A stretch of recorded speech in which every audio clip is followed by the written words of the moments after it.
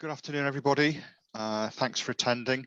This is the final storage session of today, and we're rounding off with Beth Peterson giving us the sort of annual update on what's new on the IBM DS8900F.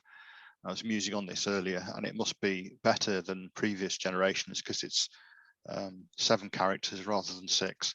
I'm not sure that's how it works. It's exactly how it works. Okay. So I'll stop making lame comments and Beth, hand over to you. Thanks very much. Great. Thank you. I'm fortunate to be able to present to you today on what's new on the DS89. I'm Beth Peterson. I'm an SDSM with IBM here in Tucson, Arizona. Someday I'll figure out all the good characteristics video-wise, so you could also see out my window. It is a beautiful day here in Tucson, Arizona. It mostly is a beautiful day in Tucson, Arizona. Just wanted to highlight that GSE is doing their charity raffle. So that is on my screen right now. When I upload my deck, you'll also find that information in there.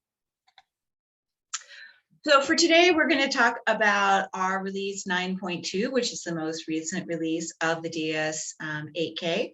We'll talk a little bit about new hardware with the 8980 Fox.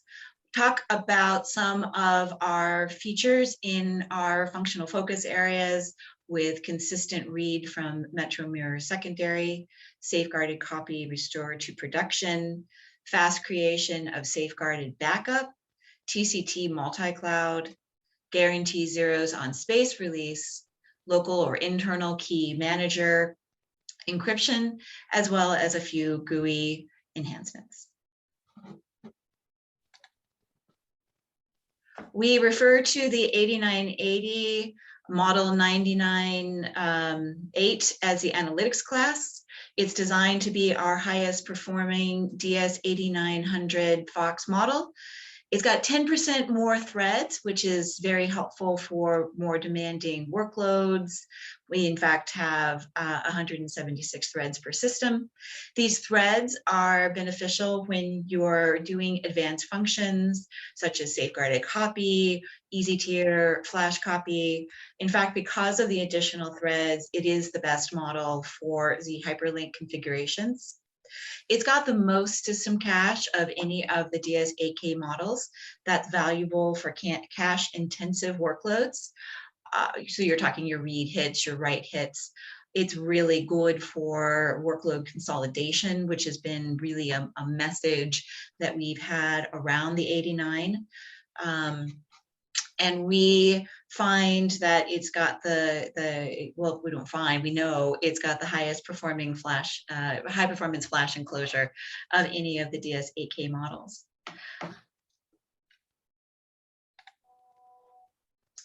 This chart is probably a little more helpful to look at once I've uploaded it. It's a lot of information all in the same spot.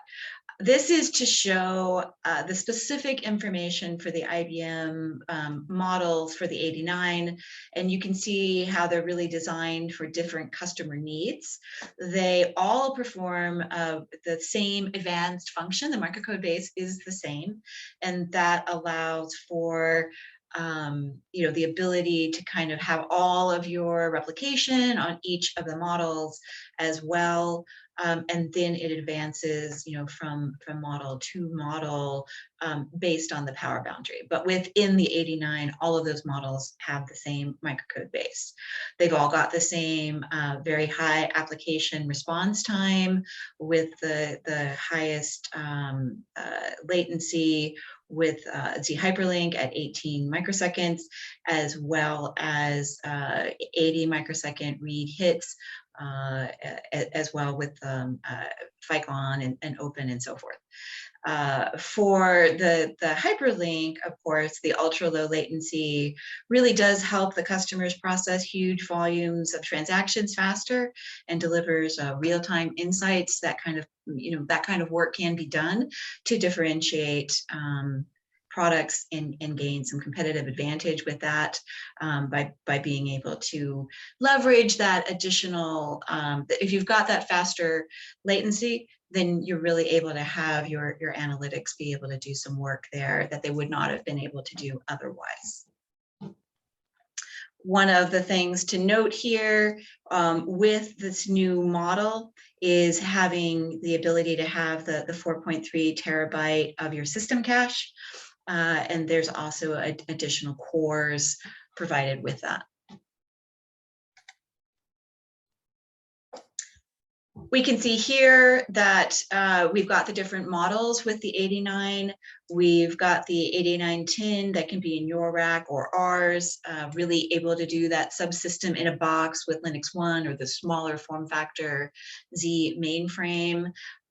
If you've seen the box that we put together in IBM that we bring to expos, where it's in the plexiglass with all the LED lighting, I always think that one's kind of fascinating to see how you can have both your mainframe and your 8910 in that same rack. Not that it's plexiglass in your environment, but it's kind of neat to look at that. And then we have the 8950. And the goal had been with the 89 was really to be able to consolidate and have this super high functionality within the 89 that could replace several of the 88s, for instance. So something like the 8910 would be designed to, address when you have a smaller environment, less complexity, and you could, really look at consolidations for the 8882 or the 8884, and also have some really good performance improvements, hardware boundary with the 89. The agility class, we designed that to consolidate workloads for IBM Z and Linux One, power systems, distributed environments, all under the single all flash storage solution. They're all flash. And now we add the analytics class, which really can address the most demanding of business requirements with the higher number of cores as well as the higher system cache. Got some configuration options as well between the models. There won't be a quiz after this presentation, so feel free to study up later on once the deck goes up. And of course, I think it's good to note that with Z Hyperlink, because we are doing synchronous operations, we have dedicated threads. So with more threads in your box, then you have the ability to have more threads dedicated to Z Hyperlink, which is why we say that the 8980 really is got the biggest potential for configurations for Z Hyperlink. Now, across all of these models, we have common family capabilities. All four of them, have the single phase and the three phase power options. They all have the hyperlink capability. They all use IPDUs. They've got that same function authorization models as prior generations. They've got the management enclosure with the dual HMCs. You can get them with 16 or 32 gig host adapter models. They've all got the remote code load as the default for microcode updates. They've got the standard height of 40U for the racked models, but there is no model conversion support with that being on a power boundary. So they've all got, encryption of data at rest, in flight, and when it's transmitted to the cloud, you can do all of that without any impact to performance. Have safeguarded copy, which allows us to protect our data from malware and ransomware and many other adverse cyber events, just to kind of mention a couple of the advanced features that you have on there.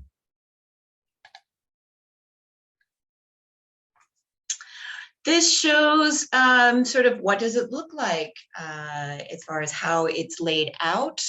We've got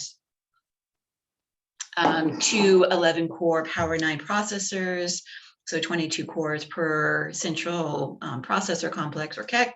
So that gives us our 44 cores per system, and those additional threads that we mentioned. We've got the 4.3 terabyte processor memory per system, as well as 128 gigabyte non-volatile cache. It's a dual inline memory module, or NVDIMM. We use that for a write retention. You can have up to 16 host adapters or 64 ports per frame. So you have a maximum of 128 ports. You've got 1 to 8 HPFE Gen 2 pairs, single phase or 3-phase power options, and you can also do an expansion frame. If you've seen my charts before, you know we normally do these comparisons with all the different models. I just stuck with the highest capacity ones. So the 8888 to the 8980. I'm not going to go through each one. And the thing to note really is having that max 44 processors and the max 4.3 terabyte system cache. Well, what does all that bring to the table? We'll talk a little bit about the performance. We can see here kind of the advantage of the 8910 as compared to the 8884, as well as the 8950 compared to the 8886, and then the 8980 as compared to the 8888. And I will say this is where I'm grateful that I have speaker notes, because that is so many numbers. I think if I was just doing this with the screens behind me, I would be so tongue-tied. We've really been focused on improving our response time and latency, not so much the IOPS per second. The focus is on that real world range of customer workloads. So you've really got that excellent responsiveness where you need it. We see that we continue to deliver the fastest application response time with the hyperlink. We also see that it's compared to previous generations. Each of these new models really does bring a higher response time. We see, for instance, for the high-end 8980, the typical production environments benefit from a 10% reduction in those response times. And so you're seeing a benefit really to things like your sequential reads and writes and so forth. I've got a few charts on that as well. So the operational range that most customers run at is circled. That's your typical production environment. We're running FICON for this particular chart. So, when you're talking about typical production environments benefiting from 18% to 25%, reduction in response times, that is something you can feel as the end user with your batch jobs running significantly faster. And so, we do see that you are seeing significant batch job elapsed times with that. When we are talking about, say, the 8950, where we had the 3.4 terabyte of system memory, then that led itself to nearly a 2.5x response time reduction, and causing a 60% reduction in elapsed time. So when you're able to run like that, you can have consolidation with what you've got on your floor. That's a benefit. You can shrink down the number of DS8Ks so that you can still support your workload. You can support it running very quickly with a smaller, in effect, a smaller footprint. with the 4.3 terabyte system memory configuration, we see a further improvement from the 1 terabyte size to the 4.3, almost 3x response time reduction, and an even greater reduction in elapsed time at 65%.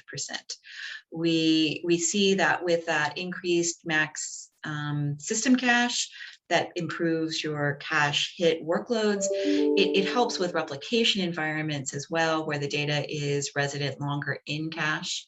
There's also some increased back-end performance with the 8980 to really improve some of those read IOPS as well. All right, we'll switch gears now from the hardware and all the wonderful things that the hardware brings to our functional focus areas, and where we have changes in those areas for 9.2. And I like to show these charts because I think it helps put some clarity around, what is our mission? Where are the areas that we are looking to develop in? This is where we focus our architecture and development areas. So there's a lot of innovation around this. We've got our ultra low latency with the hyperlink and the continual improvements that we have in those areas. Cyber resilience, especially around the IBM safeguarded copy.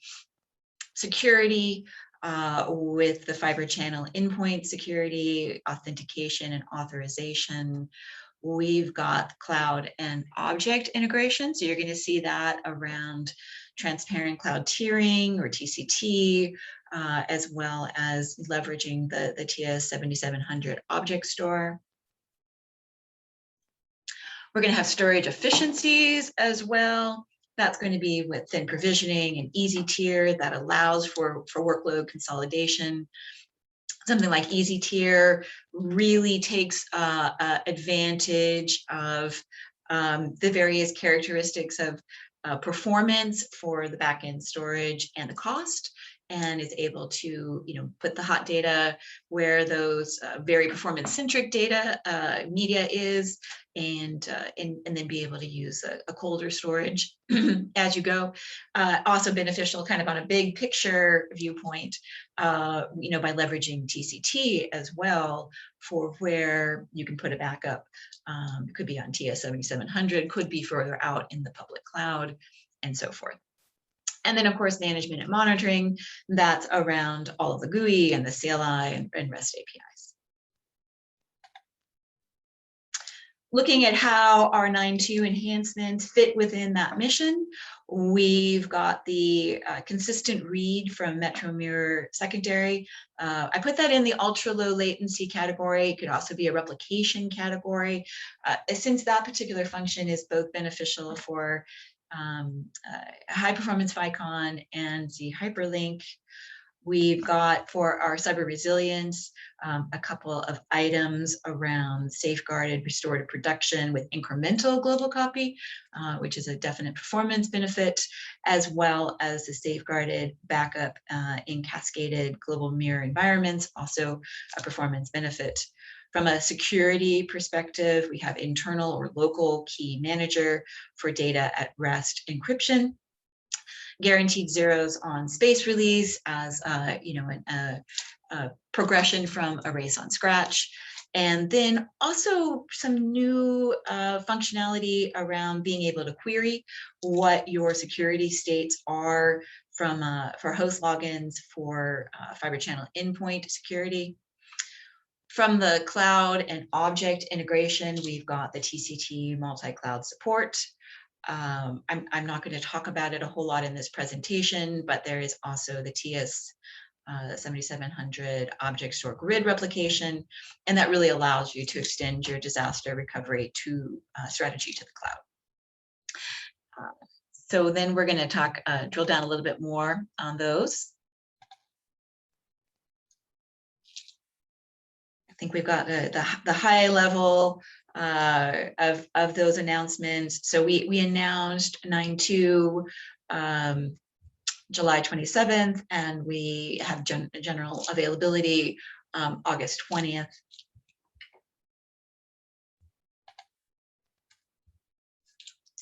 first one I'm going to cover is consistent read from Metro Mirror secondary.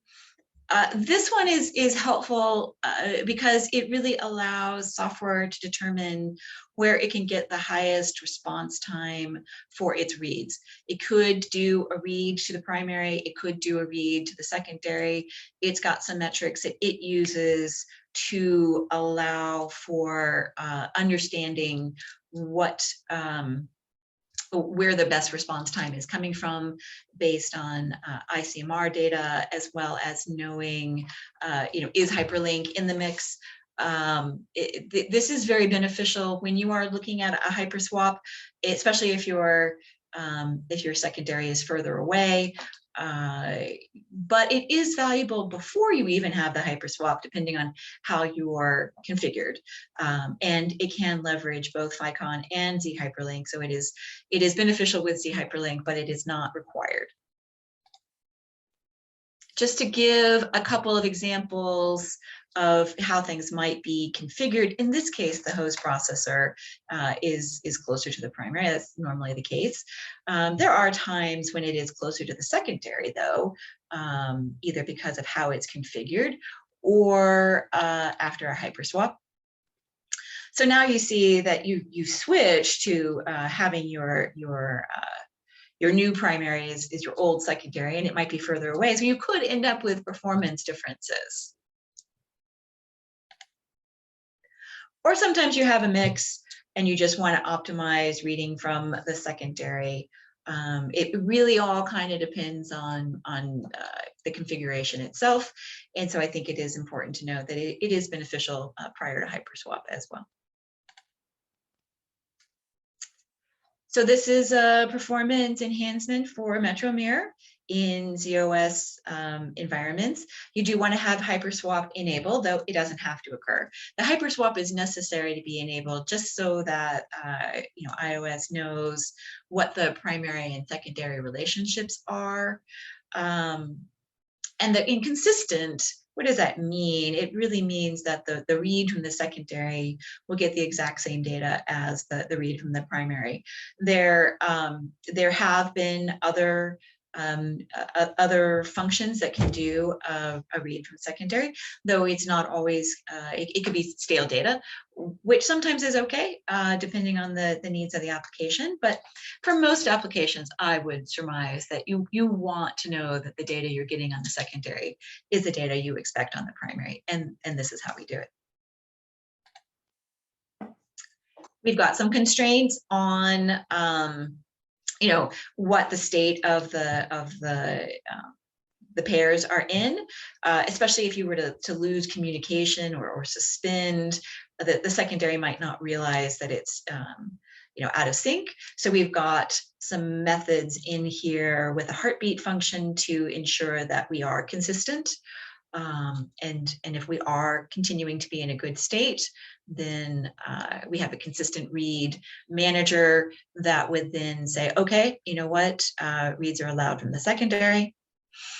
We have this this done in conjunction with the media manager IO driver. So that would allow us to leverage things like Z hyperlink eligible reads from DB2 or VSAM or IMS.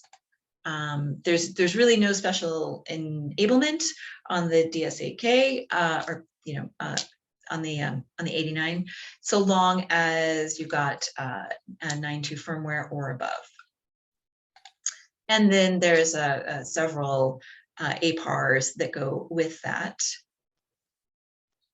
And one thing to note too is that if the read from secondary fails, it's read driven.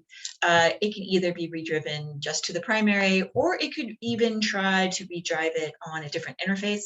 So for instance, if you were to do the consistent read from secondary over Z hyperlink, and perhaps the data is not in cache or something of that kind, then it would be retried on FICON and use that normal kind of retry algorithm.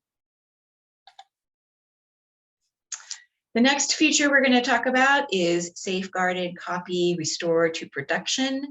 In this one, it allows for the ability to restore safeguarded copy recovered data incrementally to the replication source.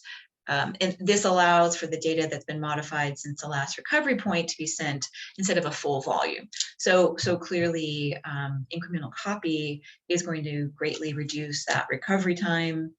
I think we all have a good understanding of the benefit of an incremental copy, say from even flash copy. So it does allow for a user to restore that recovered safeguarded copy back to a production copy of the data using an incremental global copy rather than the full global copy that is required today. Now, this function can be done in both physical and virtual isolation.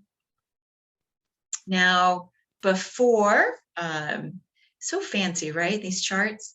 So before 9.2, in production environments, recovering a safeguarded copy onto on a mirrored secondary, you would do a full global copy of the data from the recovery volume to restore the data back to the primary.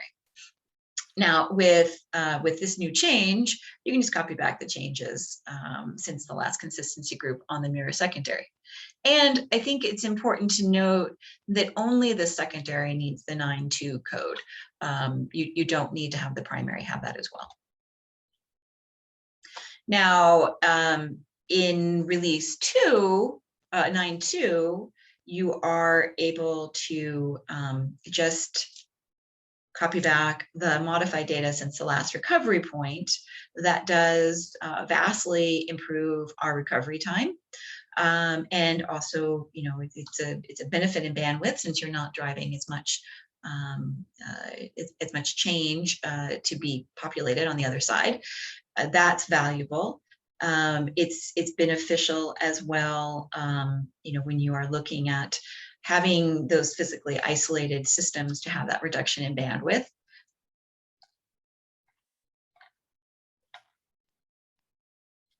This restored to production really allows for a variety of replicated systems. It is managed by CSM 6.3 or higher. There is planned GDPS support as well for that in the future. And this is something unique to the 89, and it must be on the 9.2. And as mentioned before, the replication source can be, you know, any of the supported levels of the DS8880 or the 8900s. We also have fast creation of safeguarded backup in a physically isolated environment. So this we are leveraging cascaded global mirror. And it does, you know, benefit your RPO. Of course, with safeguarded copy, you can have multiple different ways of doing it, whether it's the virtual isolation or the physical isolation. We are going to be focused on the physical isolation environment.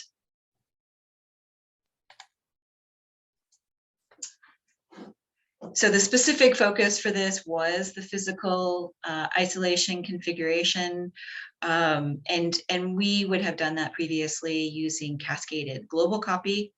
It was designed for short safeguarded copy backup intervals, and you know this really does allow for a small RPO.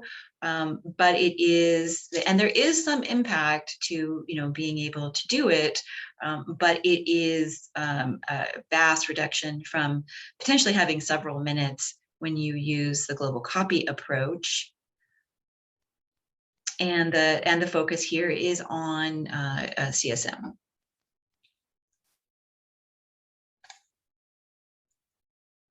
So one of the things that we saw was that in the critical path, there could be some amount of device level queries. So some of this is really to help improve that so that we aren't having that same level of requests going on. You would find in your critical path of doing these safeguarded copies that you would pause your global mirror with consistency, then you would have to query until that global mirror was paused. You would query all the global copy pairs until the ooze drained. That would allow you to then move on to suspending those pairs, and then resuming your production global copy, taking your safeguarded backup, and so forth. So those queries are on a device basis, and depending on how many devices you have in your consistency group, that could be a lot. So now we're using the cascaded global mirror to speed up the process. When you pause the global mirror with consistency, we will have that consistent copy on the secondary, and we can take the safeguarded copy using the box commands. So the production global mirror is the one on the left, the cascaded global mirror is the one on the right. And so we're able to go ahead and do that that pause cascaded global mirror with consistency. You're going to then pause the production global mirror with consistency. You're going to query that production global mirror pause. You'll then query until the cascaded global mirror pauses. Then you can resume your production global mirror, take your safeguarded copy, resume the cascaded global mirror. So now 3 and 4 are GM session level queries, and you have one query for the session. And that does, allow to be able to reduce wait times.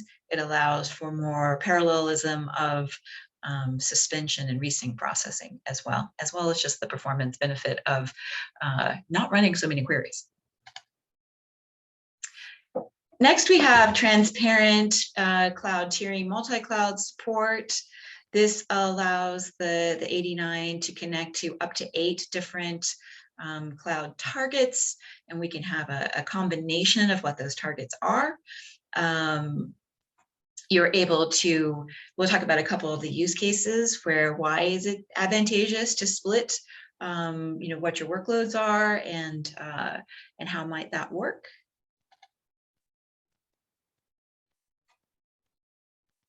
So today we only have one cloud target allowed per DS8. So you could have your public cloud, which would be S3 attached, Amazon, AWS, IBM Cloud, so forth. You could have private cloud with IBM Cause or Minio, and of course the DS7900 as object store. So now we're growing that to be able to do up to 8 cloud targets, and they can be a combination of public, private, TS7700 grid cloud targets. You can have connectors for the TS7700 and the cloud object store running at the same time, and each cloud target is identified uniquely by a cloud name. Our resources within the DS8K are utilized for each of the clouds. And there is an APAR associated with this, where z/OS supports those multiple clouds via SMS. And I think the use cases are especially interesting. You're looking at being able to potentially have multiple TS7700 grids, so you can have a separate environment for production and test. You could have public versus private, depending really on the level of confidentiality that's required.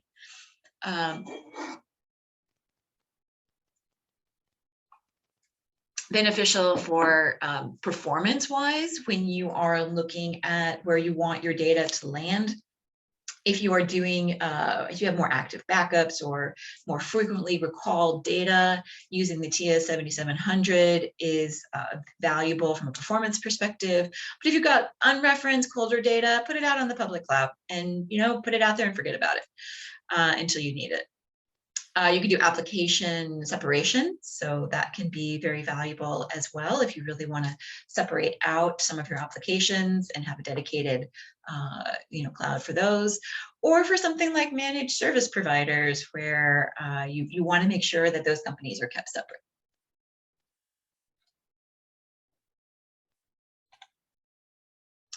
A new feature within the DS8K is our internal or local key manager. We are then able to provide and you know, to enable and manage encryption at rest and protect your data without using an external key server, which can be an extra cost. This is really focused at encryption of data at rest. So something like an external key server would still have value when you are looking at something like EDIF or TCT.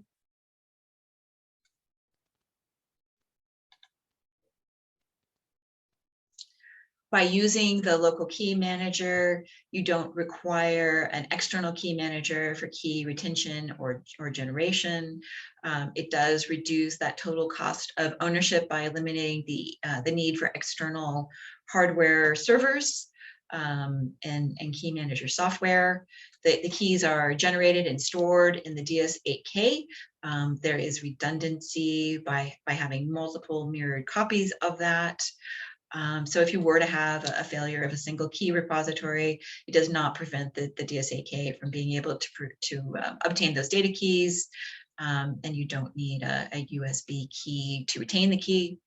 It really does reduce the complexity of setting up encryption for the data at rest, and you also can have an intermix of external and internal key managers on the same system so that you can do external for TCT and EDIF and internal for data at rest.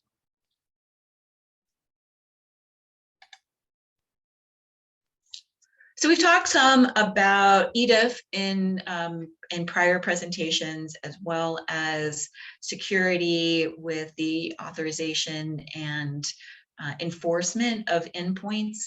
And one of the things that we saw was it would be very helpful to have better information about that SAN configuration, both when you're doing some amount of auditing ahead of time, so there is the ability to you know, to want to look at, you know, how have you already got your node set up? Do you need to set up a you know, additional encryption or enforcement? And having that auditability is very helpful as you are starting to do your endpoint security. So this this fiber channel connectivity report gives some good information about the connectivity to the DS8K. And so you can use it when deploying the fiber channel endpoint security. It's going to give you information about local port and attached ports, you know, those host ports that have fiber channel logins to the local port, as well as mirroring.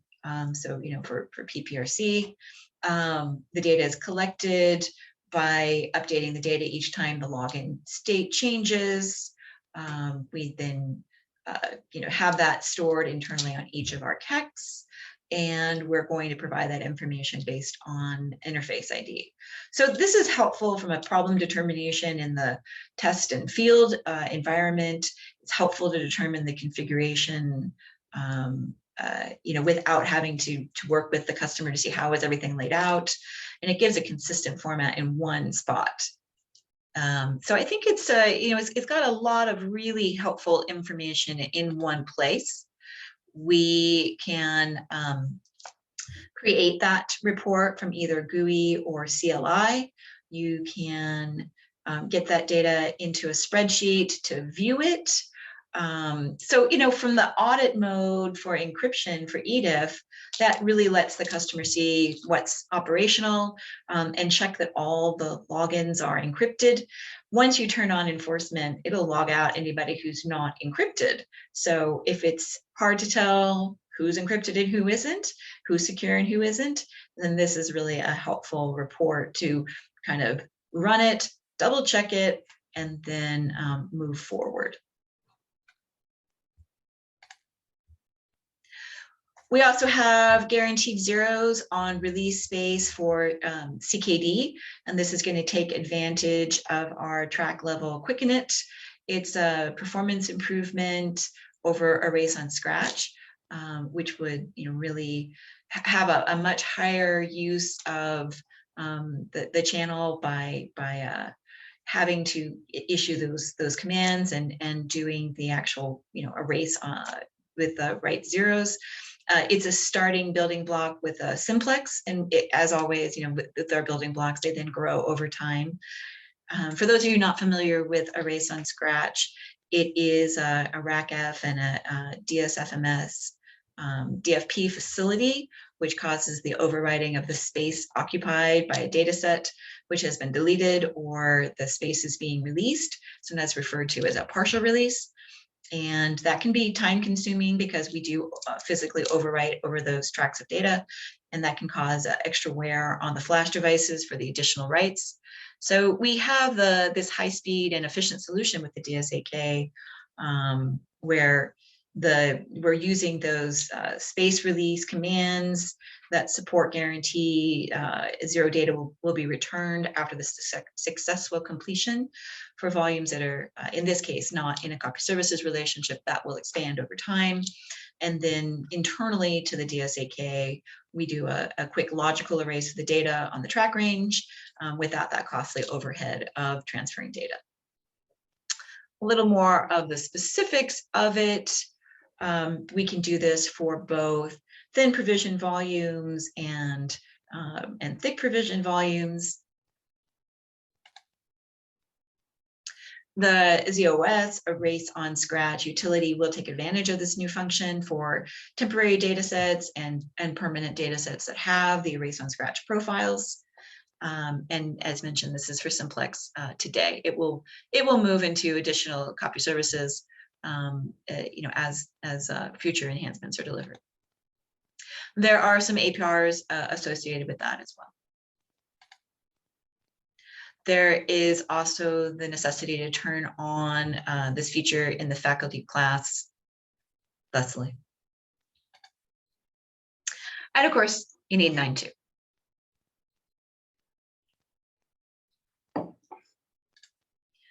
We also have a remote code load enhancement.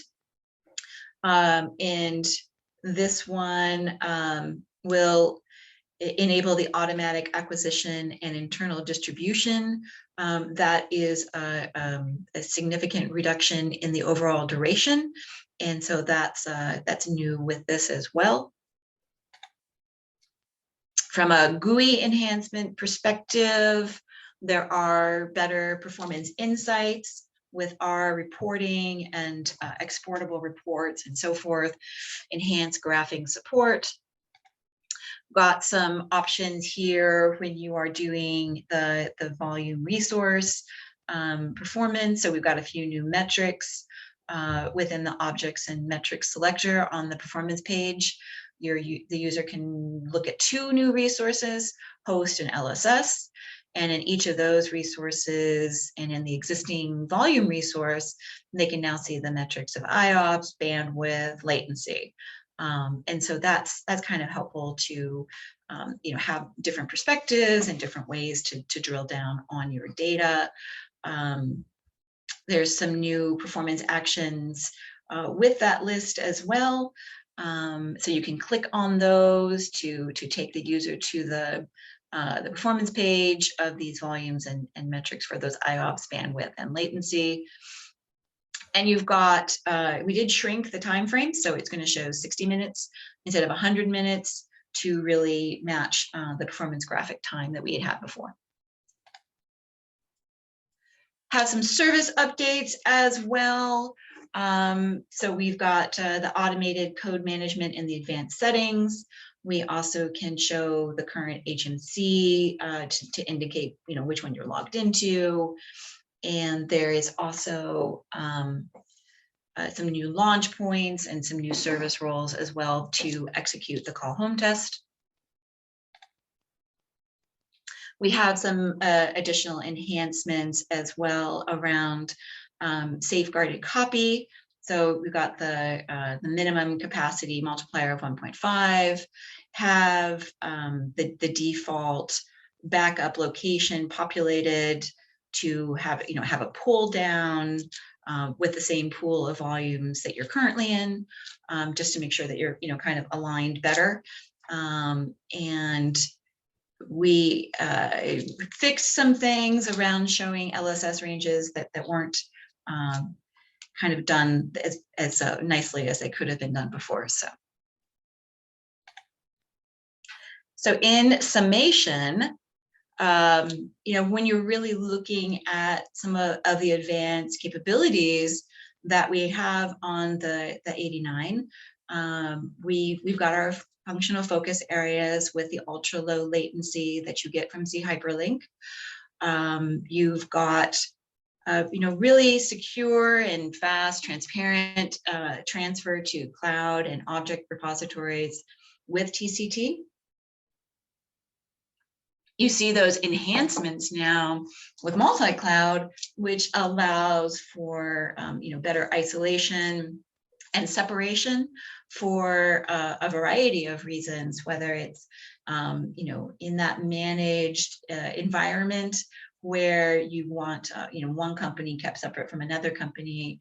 It could be in better use of resources from performance characteristic perspective, where you can have data that you access more frequently on your DS7900 versus cloud, public cloud, depending on what those characteristics are. So that really does leverage, where do you want your data and what's the best performance for it? A lot more options by having those multi-cloud options.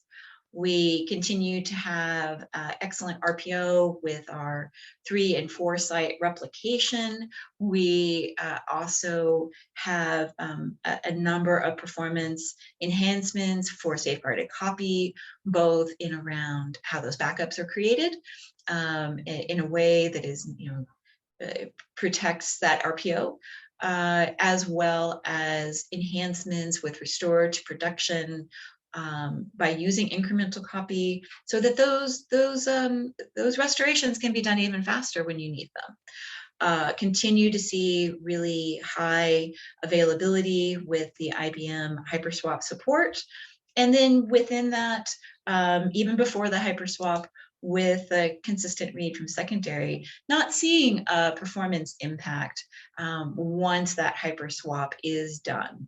We continue to have the malware and ransomware protection with the IBM safeguarded copy. And then, as part of that mission for 100% data encryption at rest, at flight, in flight, and in the cloud, we have the new internal or local key manager support within the 89 to really reduce cost of ownership and provide very secure encryption as well within the control unit. So that concludes my presentation. So as always, please submit your session feedback. This session is 7 Baker Charlie, and I would be interested in taking questions if we've had a few in the chat, or if we want to do that, just go off camera and ask your questions. Okay, there are no questions in the chat, Okay. but people can now unmute themselves if they want to save typing and ask a question.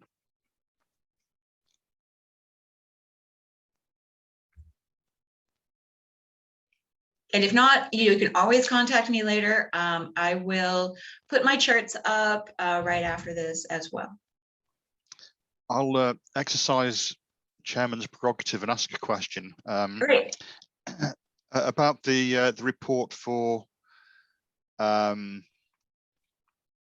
security on individual ports. Should have made a note of what it's, yeah, that the connectivity report. Are there any requirements on the FICON infrastructure for that in terms of switches, directors, anything like that? No requirements like that. We're really able to use all of the data that we have within the control unit. My team actually put together that query, and we're able to use existing information and do those kinds of queries where we're putting it all in the same location, but it does not require anything new above us. It does work really well with the new mechanisms with the host logins that we have as far as EDIF goes and endpoint security. So it takes all of that information, and instead of it something that we just had inside the control unit where, if you did want that information, you might need to do an on-demand dump or a state save and have a developer crawl around in that information. This way we're able to externalize it and make it more consumable. Perfect. Okay, I've asked a question. Does anybody else want to? It would appear not. Okay. So it just remains for me to thank you very much, Beth, for a very thorough presentation. There's some stuff in there that I'd missed in the announcement, so it's great to have all this in one place. So thank you very much for that, and thank you to everybody for attending. Thanks again, and I'll now close the session. Thanks. Great. Thank you, Nigel. Thanks, everyone.